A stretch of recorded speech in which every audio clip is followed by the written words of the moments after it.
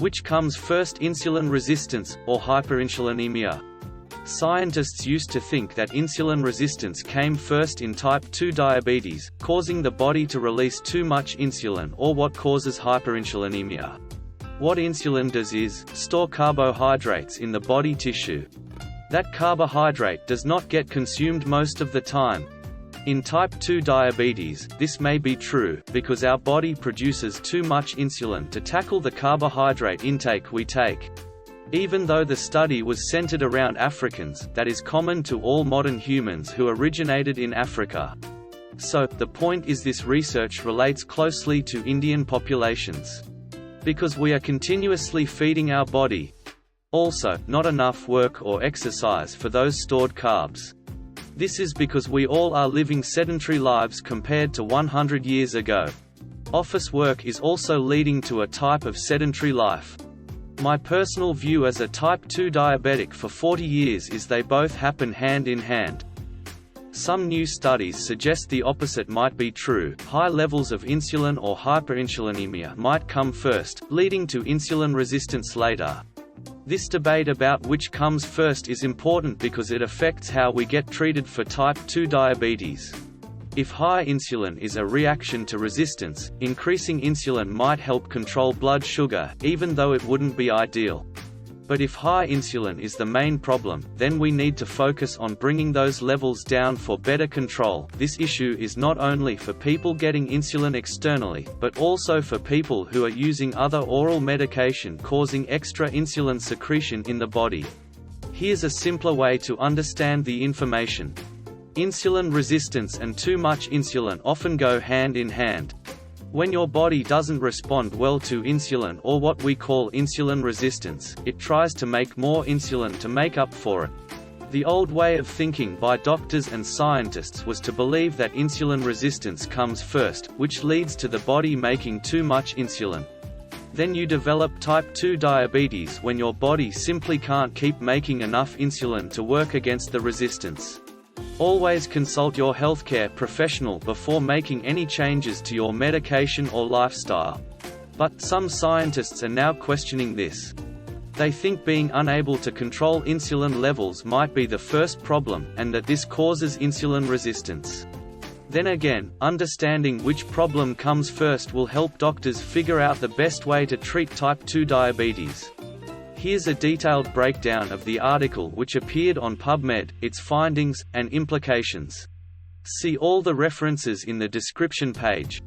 But, before we go any further, do not forget to hit the like button and subscribe. The main point is that the article challenges the traditional belief that insulin resistance always comes before increased insulin production in type 2 diabetes.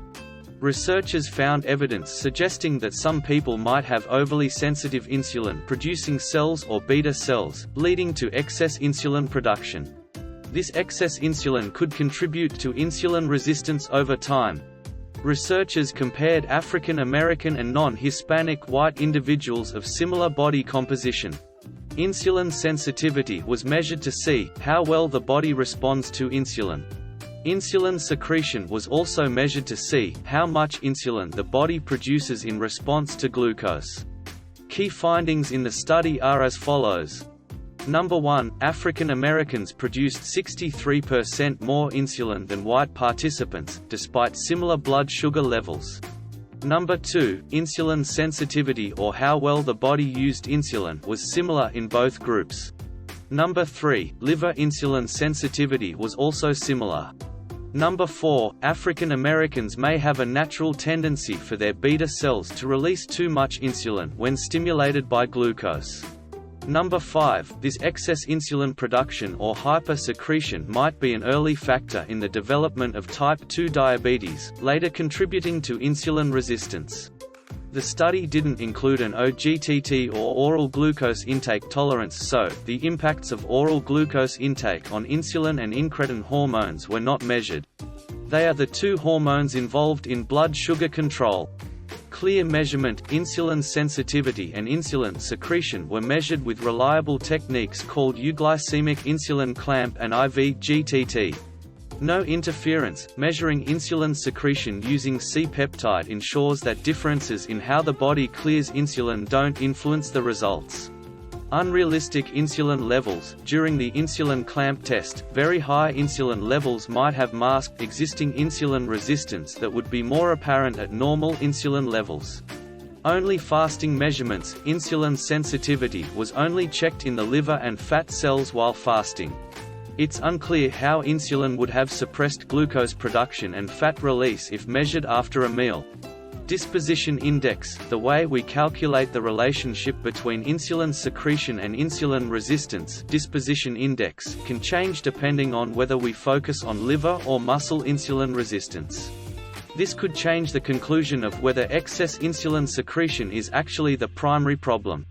The paradox: if African Americans truly have excess insulin production as a primary issue, why weren't they already showing signs of insulin resistance in muscle and/or liver?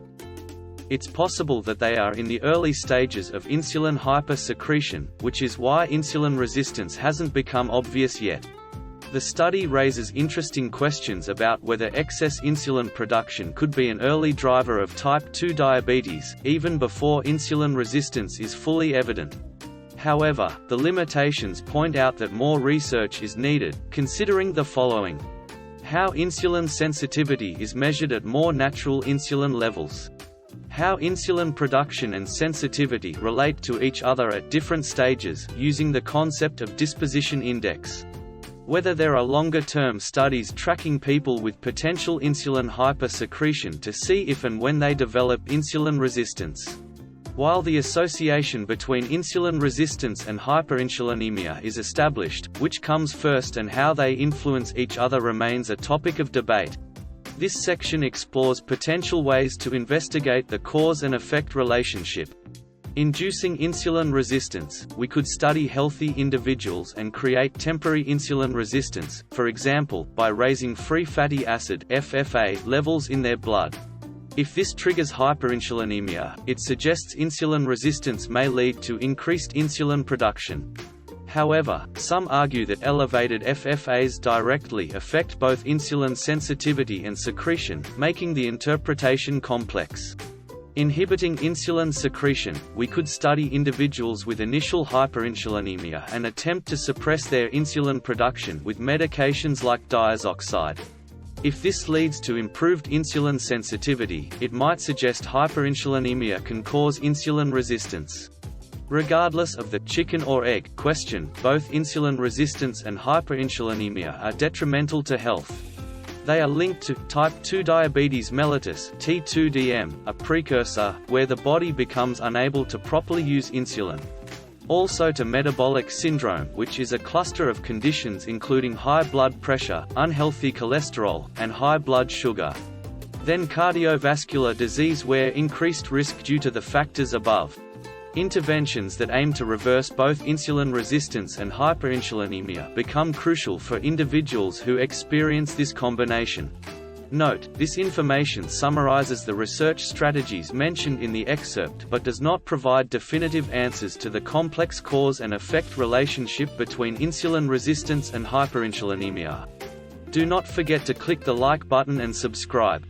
Thanks very much for watching this video. Up above you see a video related to insulin resistance and hyperinsulinemia. Subscribe to my channel. See you in the next video.